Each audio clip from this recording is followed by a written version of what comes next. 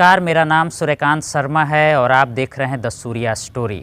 इस समय आपको बता दें कि चिराग पासवान विदेश यात्रा पे हैं। केनिया और तंजानिया के यात्रा पे वो गए हुए हैं। केनिया से अब वो तंजानिया पहुंच चुके हैं और वहां पर कई लोगों से वो मुलाकात कर रहे हैं। और आपको बता दें कि जैसी खबर केनिया से आ रही थी कि लोगों का जो रुझान है उनकी और किस तरह का है, वही नज़ारा कहीं ना कहीं अब जो है तंजानिया में भी देखने को मिला है।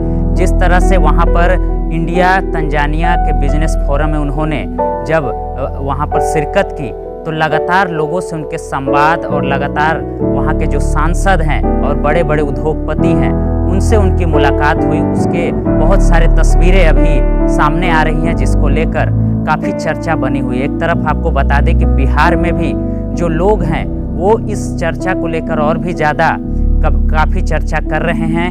इससे तमाम जानकारियाँ कहीं ना कहीं वो बात करते हुए लोग नज़र आ रहे हैं। आपको बता दें कि तंजानिया में जिस तरह से उनका कहीं ना कहीं चर्चा चल रहा है, उनकी लगातार बात हो रही है, इसको देखकर एक चीज़ तो साफ नज़र आ रही है कि 2024 और 2025 में बिहार की राजनीति और देश की राजनीति में चिराग पासवान एक अहम राजनेता होंगे, इसमें कोई दो राय नहीं है। और आपको बता दें कि अब बीजेपी ने जिस तरह का एक कदम उठाया है, उनको ओम बिरला के नेतृत्व में जिस तरह से विदेश यात्रा पे भेजा है और जिस तरह से वहाँ से जो रिस्पॉन्स आया है उसको लेकर अब कहीं ना कहीं राजनीति गरमाई हुई है। लगातार अब बीजेपी के पास भी अब बिहार में क्या विकल्प होंगे, इस पर भी लगातार अब चर्चा शुरू हो चुकी है। एक तरफ कहीं ना कहीं लोग अब चिराग पासवान की बात कर रहे हैं। जिस तरह से बिहार में जहां भी चिराग पासवान जा रहे थे और जो जन सैलाब उनके लिए उमड़ा था, अब वही नज़ारा कहीं ना कहीं तंजानिया में भी देखने को मिल रहा है।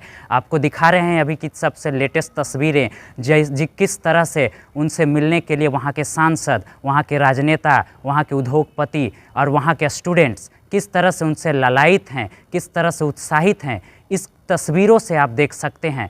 जो लगातार तस्वीरें आ रही हैं उससे साफ तौर पे जाहिर है कि अब चिराग पासवान, जिनको कहीं ना कहीं बिहार की राजनीति में कहीं ना कहीं नीचे लोग ने कहना शुरू कर दिया था कि उनकी राजनीति अब नहीं उठ पाएगी। पिताजी की मृत्यु के बाद जिस तरह से पार्टी में बिखराव हुआ, उसके बाद उन्होंने जो नई पार्टी बनाई, उसके बाद जो चीज़ें निकल कर सामने आ रही थी, लगातार राजनीतिक गलियारों में जो खबरें निकल कर आ रही थी कि चिराग पासवान अब अपनी पार्टी को कैसे खड़ा करेंगे, तो आपको बता दें कि इस समय अगर युवा चेहरा की बात करें तो सबसे ज़्यादा अगर चर्चा किसी राजनेता की है तो वो बिहार से चिराग पासवान आते हैं, जिनकी चर्चा अभी लगातार जोरों पे है। जहाँ भी जा रहे हैं, आपको बता दें कि भारत में भी वो जहाँ भी जा रहे हैं, चाहे गुजरात की बात हो, पश्चिम बंगाल की बात हो या उत्तर प्रदेश की बात हो, हर जगह चिराग पासवान के लिए लोगों का हुजूम उमड़ रहा है।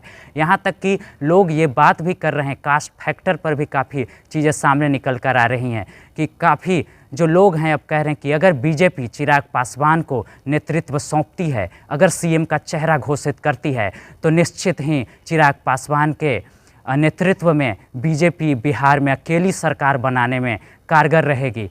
तो ये तमाम अपडेट्स निकल कर आ रहे हैं, आपको हम तमाम अपडेट्स से रूबरू कराते रहेंगे। तब तक के लिए धन्यवाद, हमसे जुड़े रहिए। और सूर्या स्टोरी को अगर अभी तक आपने सब्सक्राइब नहीं किया है तो हमारे यूट्यूब और फेसबुक चैनल से आप जुड़ जाएं। तब तक के लिए धन्यवाद।